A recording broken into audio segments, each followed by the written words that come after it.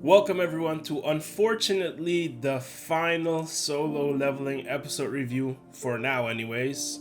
It was a great episode, so let's get it right into it. I don't know why I didn't think about this, but obviously the smartest thing to do at that moment was to revive the healer. I mean, he is the healer. He can heal anything at any health point. He can do it all. So it was very smart to just revive the healer, which Sung Jinwoo actually did amazing thinking to just, revive him. Even though, he is a hunter, he was killed in action, so it's kind of messed up, but it was a do or die situation, so great thinking actually. And of course, with him being healed, Hunter Chow was instantly healed. It was really quickly actually. All Jinwoo struggles for nothing actually because potions didn't work, those things didn't work. Healer did it like this instantly. So she's alive and she will live. I just have to say the character development between these two right now is great because we've had this before and Jinwoo mentions this as well. We've had this before and two different circumstances. One, Hunter Beck was grabbing Jinwoo aggressively and angry and kind of wanting to interrogate. And now this time around, he's like pleading, like friendly. He's asking a favor. So obviously Jinwoo went along with it, but it's amazing. Same scenario, different way of approach. I really don't know why, but I really do feel quite bad for the healer because, I mean, it doesn't make any sense. He was introduced basically to us like 2 episodes ago, and of course in the first episode ever, but that was a long time ago, and we haven't seen him since. And I think the reason we're feeling really bad that he died is because he really didn't want to go there in the first place. He really did not, and this is why he ended up dying. But trust, if it wasn't for him, all the rest would probably be dead as well. Actually, yeah, they would, because even Hunter Cha at this point, if it wasn't for this healer, she would be dead. But I guess that's kind of why we feel really bad for him, because he actually doesn't like fighting. He didn't want to be there, but he ended up going, saved a lot of people, still died. Jinwoo actually reached level 100. Now, I'm not too sure what that means, if he's gonna get like a power boost, a new skill, title adjustment, I don't know, title change, you name it. He's probably gonna evolve into a new Pokemon, just kidding. But something's bound to happen because they really focused on the level 100 part.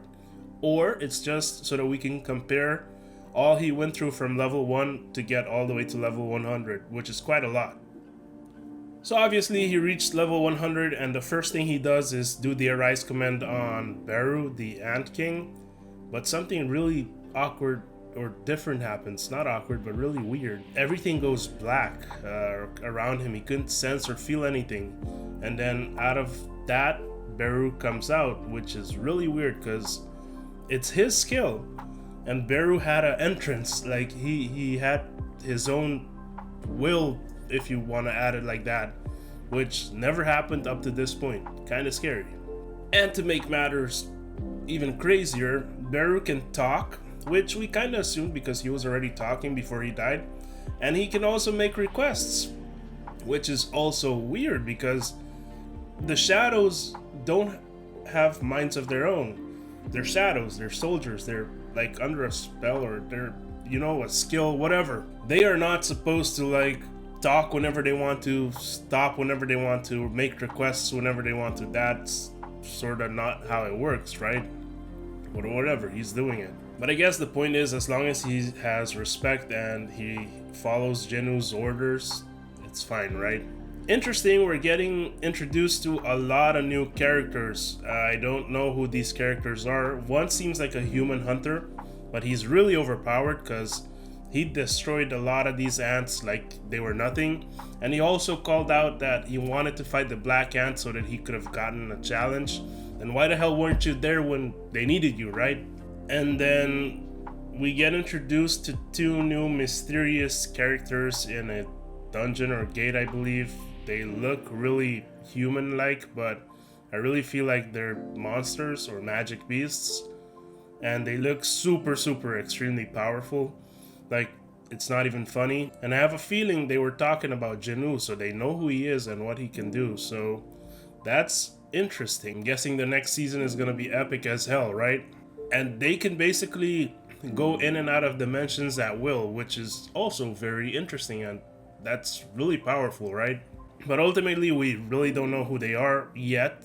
For the ones who read the manhwa, good for you, you probably know, but anime only watchers, we have no idea. There was a B rank gate that spawned in the middle of a road and traffic was jammed, so Jinwoo was stuck in traffic, but they actually called him to go fix the problem. At this point, I really think that any gate that Jinwoo enters, which is not a fixed gate, will turn red automatically. I think he's a trigger.